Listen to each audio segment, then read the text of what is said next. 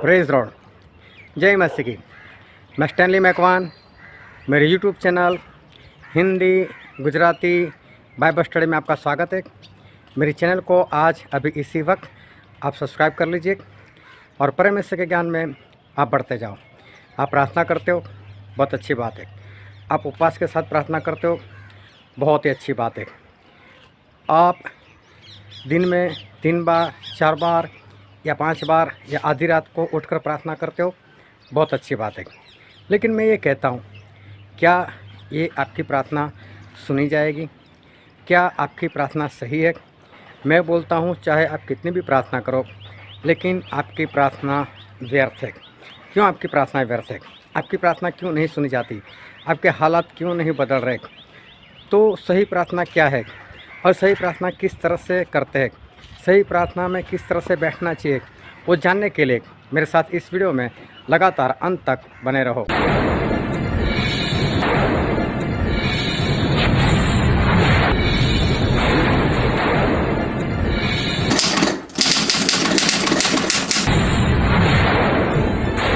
Hallelujah, hallelujah. परमेश्वर का बहुत धन्यवाद करते हैं। आज एक बार फिर हमारे परमेश्वर ने हमको जिंदा रखा और इस जगह पर इकट्ठा किया। परमेश्वर का बहुत धन्यवाद करते हैं। और परमेश्वर के वचन की ओर चले और बाइबल से प्रेरितों के काम और उसका पहला अध्याय, और हम पढ़ेंगे 12 से लेकर 14 तक। तब वे जैतून नाम के पहाड़ से जो यरूशलेम के निकट एक सप्त के दिन की दूरी पर है, यरूशलेम को लौटे। और जब वहां पहुंचे तो वे उस अटारी पर गए जहां पतरस और यूहन्ना और याकूब और आंद्रियास और फिलिपुस और थोमा और बरतुलमाई और मत्ती और हलफई का पुत्र याकूब और शमौन जलोतस और याकूब का पुत्र यहूदा रहते थे। वे सब कई स्त्रियों और यीशु की माता मरियम और उसके भाइयों के साथ एक चित्त होकर प्रार्थना में लगे रहे। ये परमेश्वर पिता का वचन है जो हमारे लिए बहुत ही आशीषित है। और परमेश्वर पिता का वचन सच्चा है और बाइबल में लिखा है, यदि सच्चाई को जानोगे तो सच्चाई तुम्हें आज़ाद करेगी। बहुत ध्यान से आज एक बार फिर परमेश्वर के वचन को सुनना, समझना, ग्रहण करना, उसके अनुसार चलना, ताकि परमेश्वर के राज के हम वारिस बन सके। जब प्रभु यीशु इस धरती पर थे तो प्रभु यीशु वो हमारे लिए अपनी जान देने के लिए आए थे, वो हमारे लिए मरने के लिए आए थे, अपना पवित्र लहू बहाने के लिए आए थे। और ये काम इतना आसान नहीं था, क्योंकि प्रभु यीशु वो परमेश्वर बनकर नहीं आए थे, वो इंसान बनकर आए थे। और इसलिए प्रभु यीशु का मरना वो काफ़ी भयानक बात थी, दर्दनाक बात थी और बड़ी मुश्किल बात थी। प्रभु यीशु इस बात को हर बार ध्यान में रखते हुए अपने चेलों से बार बार कहा करते थे कि मुझे यरूशलेम में जाना है, वहाँ पर लोग मुझे पकड़ लेंगे, मुझे मारेंगे और मैं तीसरे दिन जिंदा हो जाऊँगा। ये सारी बातें बताते रहते थे। लेकिन एक दिन ऐसा हुआ कि वो रात जिस वक्त यीशु को लोग पकड़ने वाले थे, वो रात वो पास में आ गई और वही रात आ गई। और उस दिन यीशु मसीह काफ़ी दुखी थे, व्याकुल थे, और अपने जो खास चेले थे यूहन्ना, याकूब, पतरस, उनको अलग से लेकर गए और उनको जाकर बोला कि देखो, आज मैं बहुत दुखी हूँ, मुझे मरना है और मुझे पकड़वाने वाला अभी आने वाला है, तो आप लोग मेरे लिए प्रार्थना करो। मैं भी मेरे लिए प्रार्थना करूँगा और आप लोग भी मेरे लिए प्रार्थना में रहना। तो प्रभु यीशु ने जब इन अपने खास 3 चेलों को ये बात बताई तो इनके दिमाग में ये बात आई नहीं कि यीशु कैसे मर जाएंगे, कौन उनको पकड़वाएगा, क्यों कोई उनको मार देगा। और उन लोगों ने ये बात नहीं समझी, ये बात इन लोगों ने मानी नहीं। और प्रभु यीशु प्रार्थना के लिए थोड़ा सा आगे बढ़कर घुटनों के बल आकर उन्होंने प्रार्थना करना शुरू कर दिया। और चेले जो थे वहीं पर पास में ही थे, लेकिन वो तीनों चेले सो गए। उन्होंने प्रभु यीशु के लिए प्रार्थना नहीं की। प्रभु यीशु तकरीबन 1 घंटा लगा कर आए और वापस आकर अपने चेलों से बात करने लगे। उनको उठाया, उनको डांटा, बोला आप मेरे साथ 1 घंटा जाग नहीं सकते? बोले जागते रहो और प्रार्थना करो ताकि तुम परीक्षा में ना पढ़ो। और फिर प्रभु यीशु वापस चले गए। फिर वही शब्द पुकार कर वही शब्दों में एक बार फिर प्रार्थना की। मतलब दूसरी बार भी अगर वही शब्दों में उन्होंने प्रार्थना की तो पहली बार घंटा लग गया, तो दूसरी बार भी घंटा लग गया। प्रभु यीशु फिर आए चेलों के पास, ये तीनों फिर सो रहे। प्रभु यीशु फिर गए तीसरी बार 1 घंटा लगा कर आए। और आने के बाद फिर उन्होंने चेलों को देखा तो उनकी आंखों में नींद भरी हुई थी और वो जाग नहीं सकते थे। प्रभु ने बोला कोई बात नहीं, अभी सोते ही रहो, क्योंकि मुझे पकड़वाने वाला जो है वो करीब आ चुका है। प्रभु यीशु जब उनको प्रार्थना की ज़रूरत थी तब उनके ही खास चेले उनके लिए प्रार्थना नहीं कर पा रहे थे। ध्यान से समझना कि यीशु मसीह को प्रार्थना की ज़रूरत थी, लेकिन उनके चेले प्रार्थना नहीं कर पा रहे थे। एक बार प्रभु से एक बड़े ऊंचे पहाड़ के ऊपर चले गए थे। तब भी प्रभु यीशु के साथ यही 3 चेले थे, पतरस, यूहन्ना, याकूब। और प्रभु यीशु उनको लेकर बड़े ऊंचे पहाड़ के ऊपर चले गए और वहाँ ये चेले वापस वहाँ सो जाते और प्रभु यीशु अकेले प्रार्थना कर रहे। इस बार प्रभु यीशु ने बोला नहीं था कि मेरे लिए प्रार्थना करो, लेकिन जब गुरु प्रार्थना कर रहे तो चेलों को प्रार्थना ही करनी चाहिए थी। लेकिन इनकी आंखों में नींद थी और वहाँ पर अचानक से प्रकाश छा गया। प्रभु यीशु के जो कपड़े थे वो बिजली की नाई चमकने लगे। प्रभु यीशु का जो मुंह था वो सूरज की नाई चमकने लग गया। और वहाँ पर मूसा और एलिया प्रभु यीशु से मिलने के लिए आए। लेकिन वहाँ पर भी जब हम चेले को देखते तो तीनों चेले वहाँ पर भी सो चुके थे, उनकी आंखों में नींद थी। जब ये चारों ओर प्रकाश छा गया तब उनकी आंखें अचानक से खुल गई और पतरस ने देखा चारों ओर, मूसा को देखा, एलिया को देखा और वो तो भी जाने लग गए थे। और पतरस प्रभु यीशु से कहने लगे कि यीशु यहाँ पर 3 तंबू गाड़ दूँ क्या? एक आपके लिए, एक मूसा के लिए, एक एलिया के लिए। लेकिन पतरस क्या कहना चाहता था, क्यों बोल रहा था, वो खुद भी समझ नहीं पा रहा था। तो यहाँ पर भी जब प्रभु यीशु प्रार्थना कर रहे थे, लेकिन उनके पीछे चलने वाले उनके चेले जो थे, और वो भी जो खास चेले थे, वो प्रार्थना नहीं कर पा रहे थे। प्रार्थना हमारे जीवन में और मसीही जीवन में बहुत ज़रूरी बात है।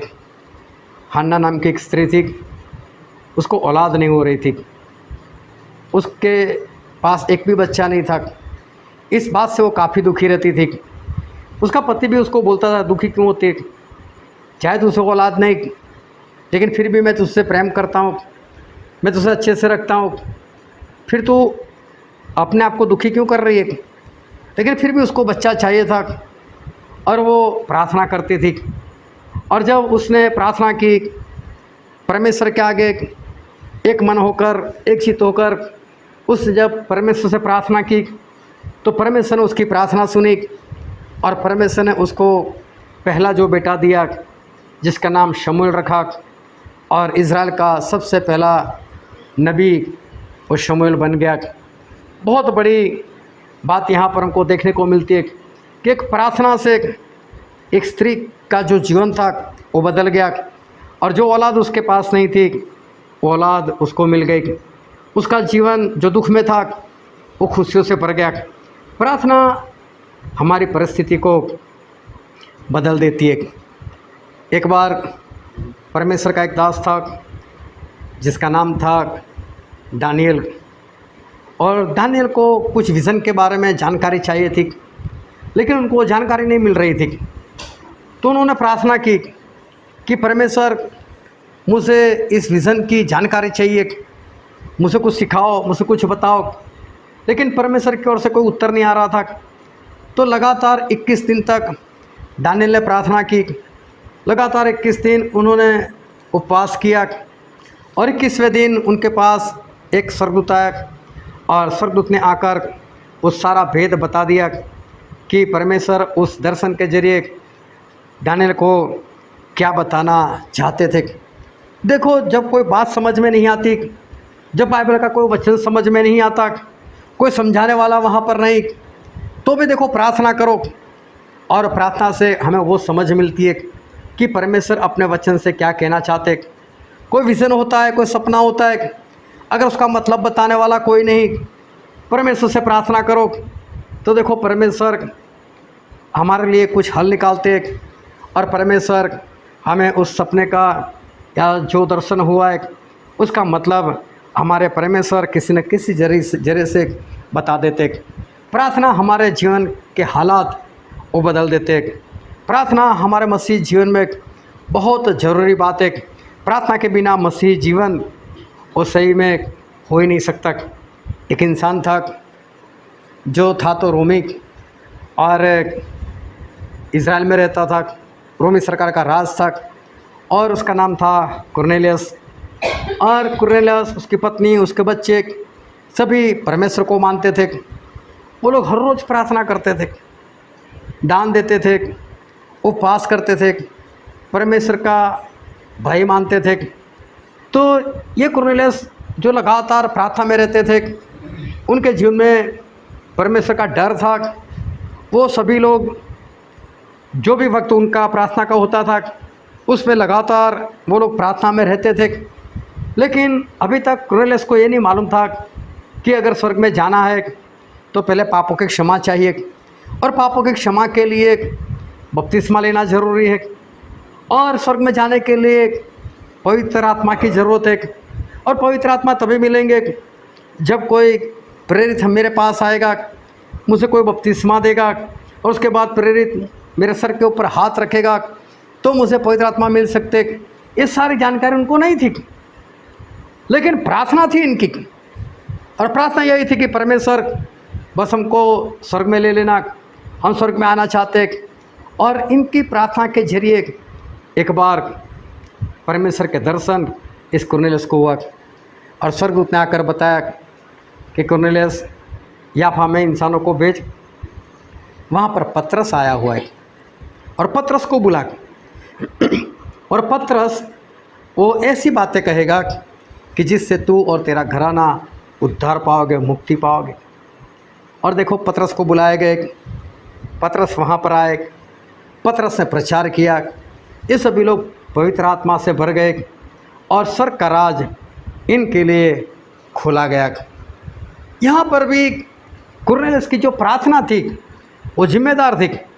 अगर प्रार्थना ना होती तो फिर इसके जीवन में मुक्ति नहीं आने वाली थी, उद्धार नहीं आने वाला था। लेकिन प्रार्थना के जरिए परमेश्वर को स्वर्गदूत भेजना पड़ा। तो प्रार्थना हमारे हालात, हमारी परिस्थितियाँ वो बदल देते। जब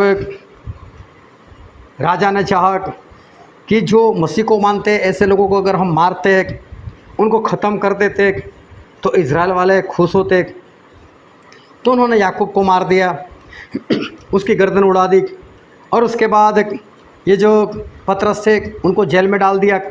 और पतरस को जब जेल में डाल दिया तो परमेश्वर की कलीसिया उसके लिए लवलीन होकर वो प्रार्थना करती थी, और लगातार वो लोग प्रार्थना में बने रहे, पूरी रात वो प्रार्थना में बने रहे।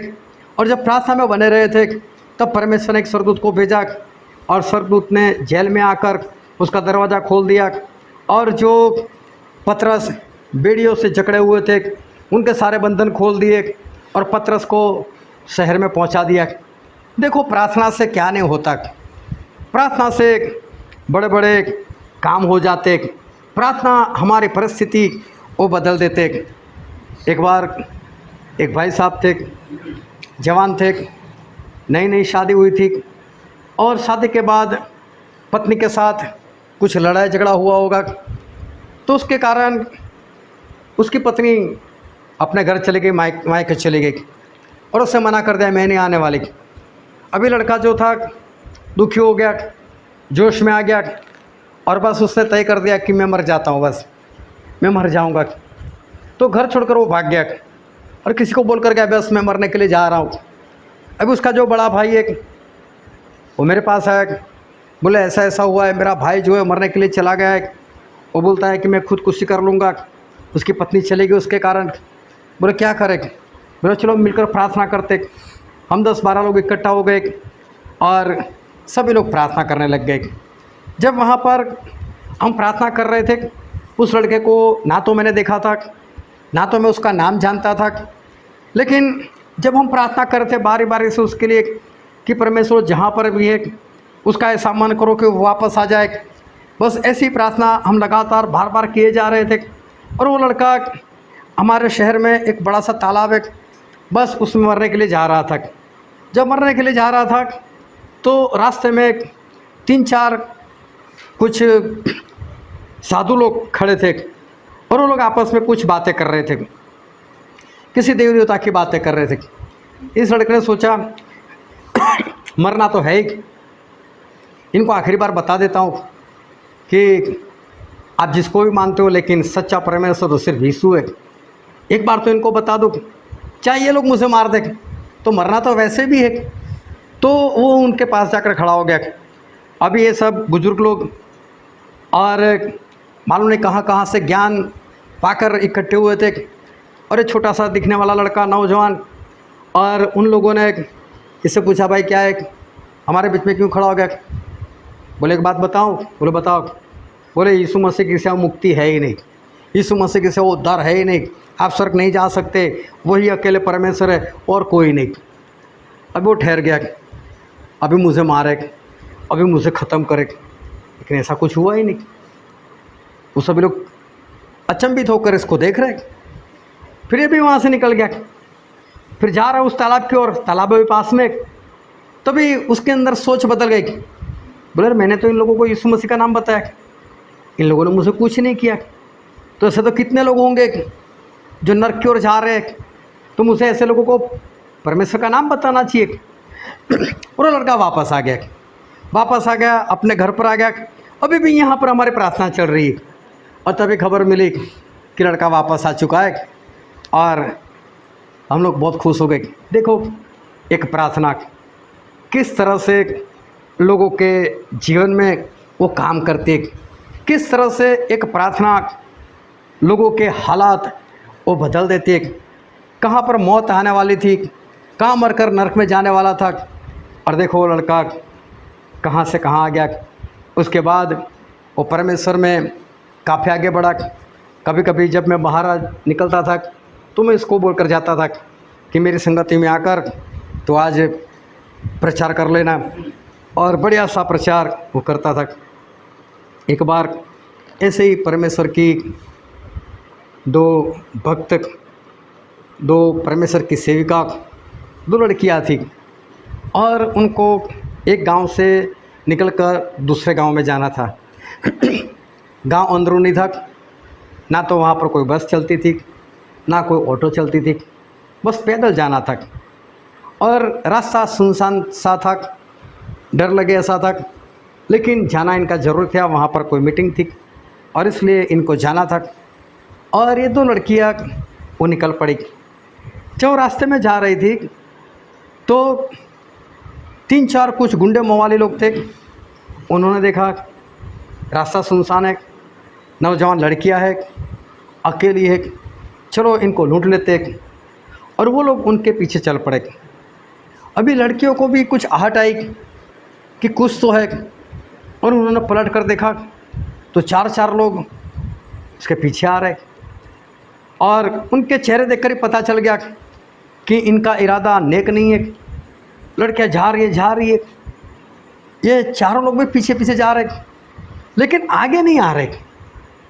वो उनको क्रॉस कर कर इनको रोक नहीं रहे, जबकि उनमें इतनी शक्ति थी कि वो आकर इनको रोक सकते थे, लेकिन फिर भी वो लोग कुछ अंतर बनाए पीछे पीछे आ रहे थे। और फिर ऐसे करते करते जो दूसरा गांव था, दूसरा गांव भी आ गया, और फिर वहाँ पर एक संगत थी, उस संगत में दोनों लड़कियों ने हिस्सा भी लिया। वहाँ जो पास्टर साहब थे उन्होंने कुछ प्रचार भी किया, और वहीं पर ये 4 लोग उस संगत में बैठ भी गए। जब प्रचार ख़त्म हुआ तो 4 लोगों ने वहाँ पर तौबा किया, मन फिराया, पास्टर के पास जाकर उन्होंने अपने पापों की क्षमा मांगी। और साथ में जब पास्टर ने पूछा कि आप लोग कौन हो और कहाँ से आए, तब उन्होंने एक बात बताई कि ये जो दो लड़कियां हैं वो अकेली थी और वो आ रही थी, तो हमारा इरादा इनको लूटने का था और इसलिए हम इसके पीछे पीछे आ रहे थे। लड़कियों ने भी देखा कि हाँ ये बात सही है, ये हमारे पीछे पीछे आ रहे थे, हमको भी इनके इरादे नेक नहीं लग रहे थे, लेकिन इन्होंने हमको कुछ किया नहीं। तो बोले करते कैसे? बोले आपके आगे पीछे 11 लोग थे बोले, और सभी के हाथों में तलवार थी। तो बोले उसके कारण हम लोग नहीं आ पाए। तो हम ये देख रहे थे कि 11 लोग तो पहले थे नहीं, अचानक से कहाँ से आ गए।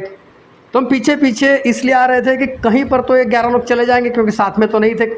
कभी तो इन लड़कियों को अकेला छोड़कर अपने रास्ते पर चले जाएंगे, फिर हम हमारा काम करेंगे। लेकिन ऐसा हुआ नहीं, और यहाँ पर वो 11 लोग दिखाई नहीं दे रहे, वो कहाँ गए? अभी देखो लड़की वो भी शौक हो गई, बोला 11 कौन थे हमारे साथ? हमारे साथ तो कोई नहीं था। तो समझ गए कि परमेश्वर ने हमारी रखवाली की। जब वहाँ से वापस निकलकर जिस जगह से वो लोग आए थे वहाँ पर पहुँची और वहाँ पर अपनी बाकी सहेलियों को बात बताई कि आज तो परमेश्वर ने हमारा इस तरह से चमत्कार किया और हमें बचाया। और तब पता चला कि वहाँ पर और 11 लड़कियाँ थी जो इनके लिए लगातार प्रार्थना में बनी रही थी जब तक वो वापस ना आए। और देखो 11 लोग की प्रार्थना से परमेश्वर ने 11 स्वर्गदूत को भेज दिया और दोनों लड़कियों को बचा लिया। प्रार्थना क्या नहीं कर सकती? प्रार्थना वो बहुत कुछ कर सकती है। प्रार्थना हमारे हालात वो बदल देती है। लेकिन ये सारी बातें आज हम देखें तो हमें सिर्फ बाइबल में देखने को मिलती है। ऐसी कहानी, ऐसी घटनाएं हमें बाइबल में या तो कहीं से सुनने को मिलती है, लेकिन हकीकत में ऐसी बातें आज देखने जाओ तो विश्वासी लोगों के जीवन में, मसीह लोगों के जीवन में आज ऐसी बातें वो दिखाई नहीं देती। आज हम सब यहाँ पर इकट्ठा हुए और जब भी परमेश्वर का वचन आता है तो हमारे लिए ही आता है। जो नहीं सुन रहे उनके लिए वचन नहीं होता है, वचन उनके लिए होता है कि जो वचन सुन रहे। और देखो आज आप लोग जब यहाँ पर इकट्ठा हुए तो मैं आप लोगों की बात कर रहा हूँ। आज आप लोगों में कुछ लोग बीमार है, लंबे अरसे से बीमार है, प्रार्थना भी हो रही उनके लिए, लेकिन छुटकारा कहाँ पर है? आज वो चमत्कार कहाँ पर है? वो परमेश्वर कहाँ पर है आज जिनकी आप लोग प्रार्थना कर रहे हो? प्रार्थना से बड़े बड़े काम होते हैं, प्रार्थना से चमत्कार होते हैं, प्रार्थना हमारे हालात बदल देते हैं, प्रार्थना परिस्थिति बदल देती, सारी बातें सच है। लेकिन आज हकीकत में वो हमको कहाँ पर देखने को मिलता है? आज घर घर में देखो मेडिसिन, गोलियां है, अस्पताल है, डॉक्टर लोग हैं। ऐसी परिस्थिति में आज के विश्वासी लोग जीवन जी रहे। क्या आज जैसे काम हम बाइबल में देखते, जैसे हम गवाही में सुन लेते, क्या ऐसे काम आज आप लोगों के बीच में है? क्या आज प्रार्थना तो हो रही है, लेकिन प्रार्थना का जो रिज़ल्ट होना चाहिए वो आज क्या आप लोगों में वो दिखाई देता है? आज देखने को मिलता है कारोबार में घाटा जा रहा है, कारोबार में जो कमाई होनी चाहिए वो कमाई नहीं हो रही है। क्यों ऐसा?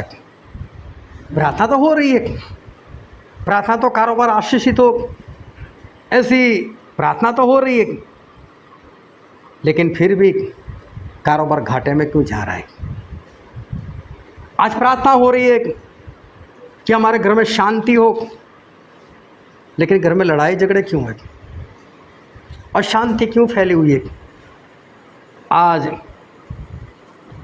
जो प्रार्थना हमारे हालात बदलती है, हमारी परिस्थिति बदल देती है, लेकिन आज वो बात परमेश्वर के लोगों में, मसीह लोगों में आज वो बात नहीं दिखाई दे रही।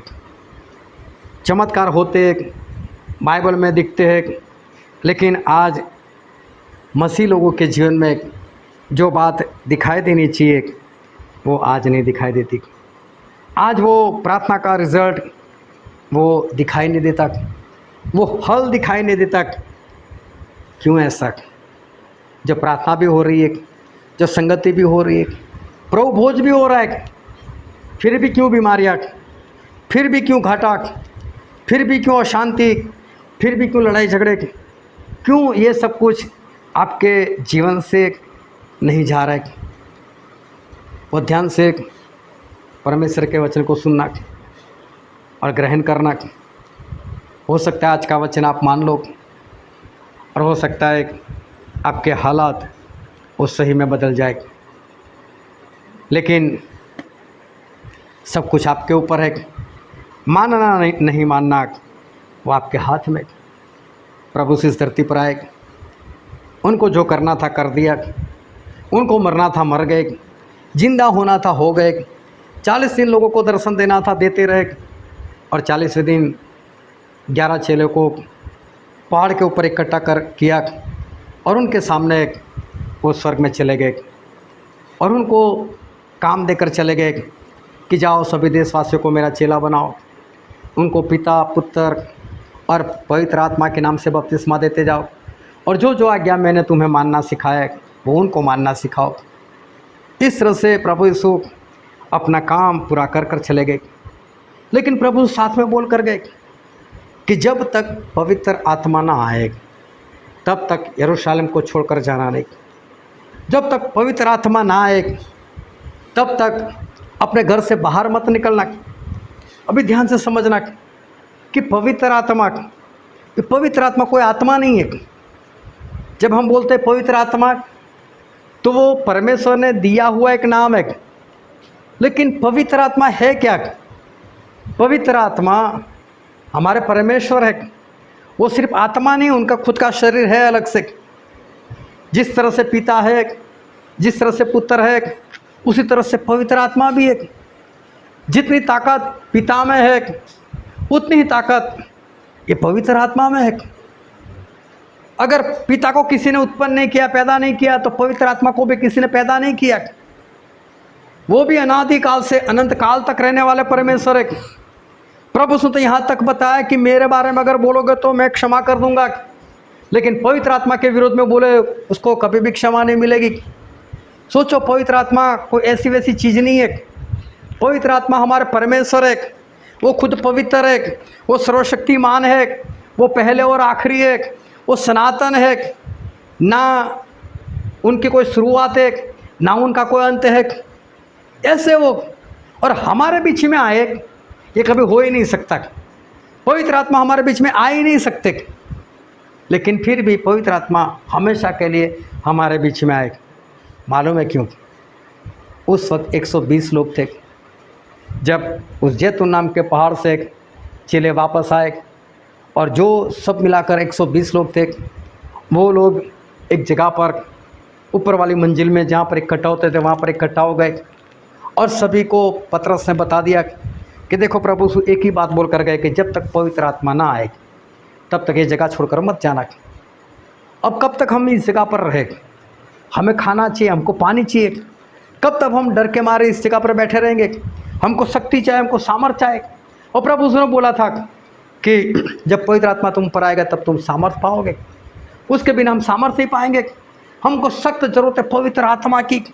और 120 लोग मान गए, सभी लोग एक मन हो गए, सभी लोग एक चित्त हो गए और सभी लोग घुटनों के बल आ गए और सभी लोगों ने एक ही बात, पवित्र आत्मा दो, पवित्र आत्मा दो, प्रार्थना करना शुरू कर दिया।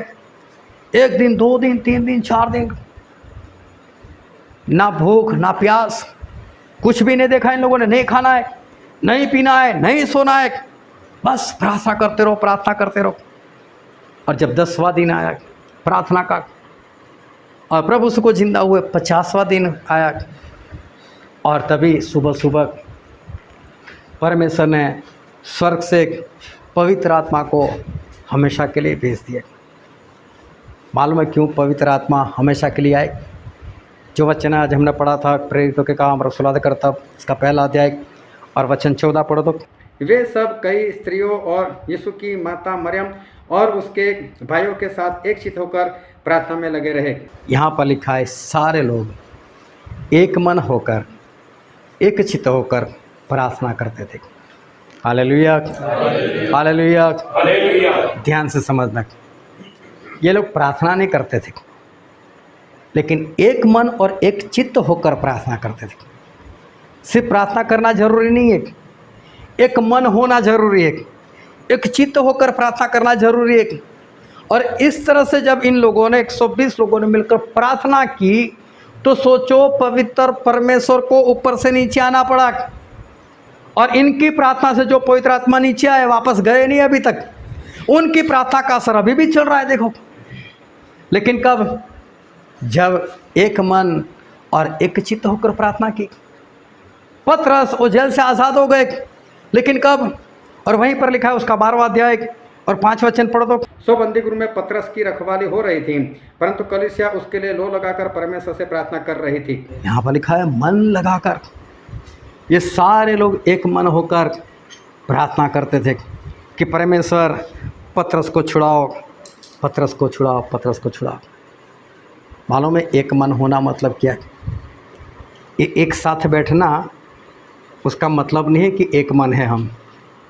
एक साथ बैठने का मतलब ये नहीं है कि हम लोग एक चित्त है। Hallelujah, hallelujah. एक मन और एक चित्त किसको बोलते हैं? आप जितने भी लोग यहाँ पर हो, आप किसी के भी घर में जाओ, दरवाज़ा खड़काए भी ना जाओ, अंदर घुस जाओ, आप उनके किचन में जा सकते हो, वहाँ पर जो भी खाना बिना पूछे लेकर खा सकते हो। और जब वो घर वाले आपको देखे इस तरह से, वो बहुत खुश हो जाए, वाह क्या बात है, आ जा पाए। आप उनका फ्रिज खोलो और फ्रिज खोलकर जो भी उसमें रखा है बिना कुछ पूछे, बिना इजाज़त ले बिंदास से आप उसको खाओ, और वो लोग भी कुछ भी ना बोले, आपकी हरकत से खुश हो जाए, तो समझ लेना आप एक मन हो, आप एक चित्त हो। Hallelujah, hallelujah. क्या ऐसा है जीवन में? क्या एक दूसरे के घर में आप इस तरह से जा सकते हो? क्या एक दूसरे के घर में जाकर इस तरह से आप उठ बैठ सकते हो? क्या इस तरह से खाना खा सकते हो? चाहे आप संगति में साथ साथ बैठे हो, लेकिन क्या आपका दिल भी इस तरह से एक दूसरे के साथ में है? जब तक ये नहीं होगा, कितनी भी प्रार्थना करो, बीमारियां कहाँ से जाएगी? कितनी भी प्रार्थना करो, जो कारोबार में घाटा हो रहा है वो कैसे रुकेगा?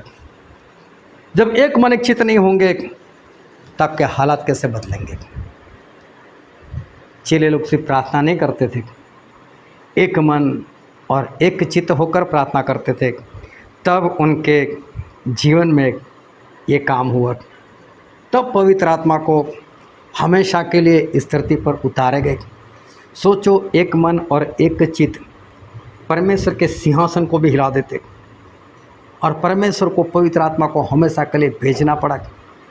एक मन और एक चित्त होना वो बहुत ही ज़रूरी है। जब तक आप एक साथ में रह नहीं सकते, जब तक आप एक दूसरे को समझ नहीं पाते, तब तक एक मन और एक चित्त होना वो बहुत मुश्किल है। यहाँ तक कि आप अकेले हो ना, आप अकेले का भी एक मन होना बहुत ज़रूरी है। हमारे पास एक शरीर होता है, एक लहू होता है, प्राण जिसको बोलते हैं, और एक होता है आत्मा। कई बार ऐसा होता है आप बैठे हो यहाँ पर, प्रार्थना यहाँ पर कर रहे हो, और आपकी आत्मा मालूम नहीं कहाँ कहाँ पर घूम कर आ जाती, आपके ख्याल में मालूम नहीं कहाँ कहाँ पर पहुँच जाते हो। कारोबार वाला हो सकता है सोच रहे कल ये सौदा लेने के लिए जाना है, कल वो सौदा करना है, जबकि प्रार्थना यहाँ पर चल रही है, हालेलुया हालेलुया चल रहा है। और सोच में तो कहीं पर घूम रहे हो, कल इतना मुनाफा होने वाला है, या तो ये काम नहीं होगा तो मेरा घाटा हो जाएगा, कल तो मुझे अस्पताल में जाना है, बहनें लोग सोचती होगी घर पर जाना है, खाना बनाना या बर्तन साफ़ करना है, सुबह जल्दी उठ कर ये काम करना है, वो काम करना है। अगर आपका प्राण शरीर आत्मा वो भी एक नहीं है, आप खुद वही एक नहीं हो, तो फिर दूसरे के साथ तो एक होना नामुमकिन है। आपको खुद को भी तो एक होना है, प्राण शरीर आत्मा को भी एक होना है। जब तक ये नहीं होगा, प्रार्थना तो होगी, संगति भी होगी, प्रभु भोज भी होगा, लेकिन वो काम नहीं होगा और रिजल्ट हमारे सामने। आप लोग खुद जानते हो कौन बीमार है, कब से बीमार है, किसका कारोबार कैसे चल रहा है, किसका रिश्ता किसके साथ कैसा है, आप सब कुछ जानते हो, कुछ भी बताने की ज़रूरत नहीं। लेकिन मैं बोलता हूँ प्रभु सो आ रहे, बहुत जल्द आ रहे। अगर आप यहाँ पर एक नहीं तो स्वर्ग में रह पाओगे क्या? क्या स्वर्ग में परमेश्वर अलग अलग झंडे गाड़ने देंगे? ऐसा तो है नहीं। वहाँ तो सभी एक मन होंगे तो ही जा सकेंगे, वहाँ सभी एक मन होकर ही रहना है। इसलिए तो प्रभु ने बोला कि प्रार्थना करो तो ऐसी करो कि जिस तरह से स्वर्ग में आपकी इच्छा पूरी होती है उसी तरह इस धरती पर भी हो। वहाँ पर सब एक मन है, जो परमेश्वर बोलते हो ही जाता है, कर ही लेते। और यहाँ पर भी ऐसा ही होना चाहिए। और इसलिए मैं कहता हूँ आज कि सभी लोग एक मन हो गए, तभी परमेश्वर को बड़ा काम करना पड़ा। जब जब एक मन होकर प्रार्थना की, परमेश्वर को काम करना ही पड़ा, चमत्कार करना ही पड़ा। अगर आज आप एक मन हो जाओगे तो आपकी मंडली की हालत बदल जाएगी और जो हालात है वो सुधर जाएंगे और आने वाले दिनों में हमें कुछ नया देखने को मिलेगा। लेकिन बात यही है कि एक मन तो होना पड़ेगा, एक चित्त तो होना ही पड़ेगा। हालेलुया। आओ हम सभी अपनी आंखों को बंद करें, अपने मस्तकों को प्रभु के आगे झुकाए। मेरे प्रियो, ये वक्त है कि हम अपने आप को जांचें, हम अपने आप को परखें। ये वक्त है कि हम अपने आप से सवाल करें। ये वक्त है कि हम अपनी आत्मा से सवाल करें, क्या मैं खुद एक मन हूँ? क्या मैं खुद एक चित्त हूँ? क्या मेरा शरीर और मेरी आत्मा एक मन है कि नहीं? मेरा शरीर जो चाहता है वही मेरा आत्मा चाहता है कि नहीं? जो मेरा आत्मा चाहता है वही मेरा शरीर चाहता है कि नहीं? जब मैं प्रार्थना करता हूँ तो मेरी आत्मा जो चाहता है उसी में शरीर हाँ बोलता है कि नहीं? अपने आप से सवाल करो, अपने आप को जांचो, परखो कि जिस संगत में मैं जाता हूँ, जिस संगत में मैं जाती हूँ, जिनके बीच में मैं बैठता हूँ, क्या उन सभी के साथ मैं एक मन हूँ? क्या सभी के प्रति मुझसे प्रेम है? अपने आप को जांचो, अपने आप को परखो। सिर्फ आपकी प्रार्थना जरूरी नहीं है, लेकिन एक मन होकर प्रार्थना करना वो ज़रूरी है। एक चित्त होकर प्रार्थना करना वो ज़रूरी है। और जब इस तरह से आप प्रार्थना करोगे तभी परमेश्वर सुनेंगे और सारी बीमारियाँ, सारा घाटा, वो सब कुछ परमेश्वर दूर करेंगे। लेकिन आज वक्त है कि हम अपने पापों से तौबा कर ले, मन फिरा ले, सभी के साथ एक मन हो जाए। किसी के साथ अनबन है तो उसके साथ हम हमारा रिश्ता सुधार ले, ताकि एक मन होकर जब प्रार्थना करें तो परमेश्वर हमारी प्रार्थना को सुने और हमें तुरंत उत्तर दे और हमारे हालात बदल दे। ये वचन समझने के लिए, ग्रहण करने के लिए, उसके अनुसार चलने के लिए प्रभु की कृपा हम सभी पर होने पाए।